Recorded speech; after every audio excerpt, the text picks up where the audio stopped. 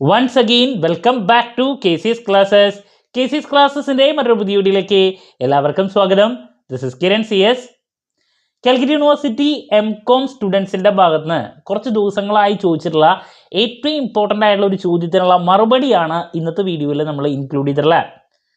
MCOM 4 semester exam ആണോ MCOM 2nd semester exam ആണോ ആദ്യം വരാൻ സാധ്യത? ഇതാണ് ചോദ്യം.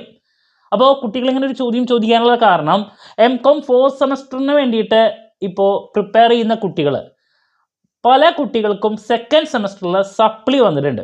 എസ്പെഷ്യലി 2nd സെമസ്റ്ററിൽ 3 പ്രോബ്ലം പേപ്പേഴ്സ് ഉണ്ട്. Advanced corporate accounting, strategic cost accounting, management science. അപ്പോൾ ഈ പ്രോബ്ലം പേപ്പേഴ്സിൽ ഒരുപാട് കുട്ടികൾക്ക് അരിയർ കിട്ടിയിട്ടുണ്ട്.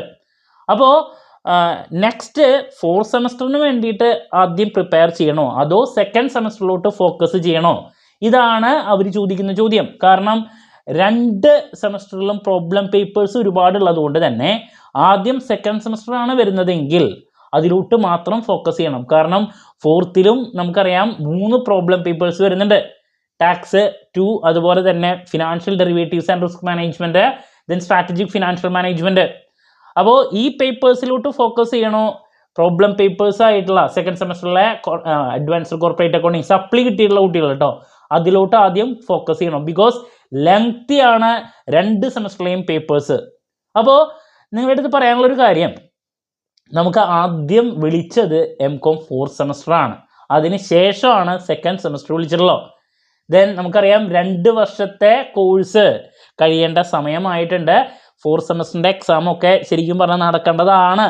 ബട്ട് ഇപ്പോൾ ഇലക്ഷൻ്റെ കാര്യങ്ങളായതുകൊണ്ടാണ് നമ്മൾ ഈ എക്സാം കുറച്ചും കൂടി ഡിലേ വരാൻ സാധ്യതയുണ്ടെന്ന് ഇതിനേക്കാൾ മുമ്പുള്ള വീഡിയോയിൽ പറഞ്ഞേ. ഇലക്ഷൻ കഴിഞ്ഞിട്ടാണ് നമ്മളിനി എക്സാം എക്സ്പെക്റ്റ് ചെയ്യുന്നത്. സോ അതുകൊണ്ട് തന്നെ ഈ ഓർഡർ പ്രകാരം 2 ഇയേഴ്സിൻ്റെ കോഴ്സ് കഴിയേണ്ട ടൈം ആയിട്ടുണ്ട്. നമുക്കറിയാം റെഗുലർ കോളേജിൻ്റെയും ഡിസ്റ്റൻസ് എഡ്യൂക്കേഷൻ സ്റ്റുഡൻസിൻ്റെയും എക്സാം ഒരുമിച്ചാണ്. സോ റെഗുലർ സ്റ്റുഡൻസിൻ്റെ കറക്റ്റ് 2 ഇയേഴ്സ് കൊണ്ട് കാര്യങ്ങളൊക്കെ അവസാനിച്ച് റിസൾട്ട് പബ്ലിഷ് ചെയ്യേണ്ടതാണ്. ഇപ്പോൾ നമുക്കറിയാം റിസൾട്ട് പെട്ടെന്ന് തന്നെ വരുന്നുണ്ട്. സോ അത് പ്രകാരം കറക്റ്റ് ഓർഡർ പ്രകാരം നോക്കുമ്പോൾ ആദ്യം 4th സെമസ്റ്റർ എക്സാമാണ് നമ്മൾ എക്സ്പെക്റ്റ് ചെയ്യുന്നത്. അതിനുശേഷമായിരിക്കും 2nd സെമസ്റ്റർ. ആ ഒരു ഓർഡറാണ് ഞാൻ പറയുന്നത്. ദെൻ ഇതിനേക്കാൾ മുമ്പത്തെ വർഷം നടന്ന ആ ഒരു ഓർഡറിലൊന്നല്ല ഇപ്രാവശ്യത്തെ എക്സാംസ് ഒന്നും നടന്നിട്ടില്ല. ഇപ്പോൾ ഫസ്റ്റ് സെമസ്റ്ററൊക്കെ കഴിഞ്ഞ പ്രാവശ്യം ഏപ്രിലിൽ നടന്നതാണ്. ഫെബ്രുവരിയിൽ ഓൾറെഡി കണ്ടക്ട് ചെയ്തതിൻ്റെ റിസൾട്ടൊക്കെ വന്നേ കുറച്ചും കൂടി ക്വിക്കായിട്ട് നടന്നു. ബട്ട് 4th കാര്യം ഇങ്ങനെ ഡിലേ വരാനുള്ളൊരു കാരണം എന്ന് പറയുന്നത് ഇലക്ഷൻ നമ്മുടെ മുമ്പിൽ എത്തിയത് കൊണ്ടാണ്. ഓക്കെ, അപ്പോൾ ഇലക്ഷൻ കഴിഞ്ഞിട്ട് നമ്മൾ 4th സെമസ്റ്റർ എക്സാം എക്സ്പെക്റ്റ് ചെയ്യുന്നു. എന്തായാലും എക്സാമിന് ഒരു 2 ആഴ്ചയോ ചിലപ്പോൾ 1 മാസം മുമ്പ് തന്നെ നമുക്കതിൻ്റെ ഡേറ്റും മറ്റു കാര്യങ്ങളും സാധാരണ പോലെ അവർ അനൗൺസ് ചെയ്യും. സോ അതിന് ശേഷമാണ് നമ്മൾ 2nd സെമസ്റ്റർ പ്രതീക്ഷിക്കുന്നുള്ളൂ. നിങ്ങൾ 4th സെമസ്റ്ററിൽ വളരെ നല്ല രീതിയിൽ തന്നെ കോൺസെൻട്രേറ്റ് ചെയ്യണം. കാരണം പ്രോബ്ലം പേപ്പേഴ്സ് 3 എണ്ണമാണ് ഉള്ളത്. എസ്പെഷ്യലി ടാക്സ് പേപ്പർ, 3rd സെമസ്റ്ററിലെ ടാക്സ് പേപ്പർ നല്ല ടഫ് പേപ്പറായിരുന്നു.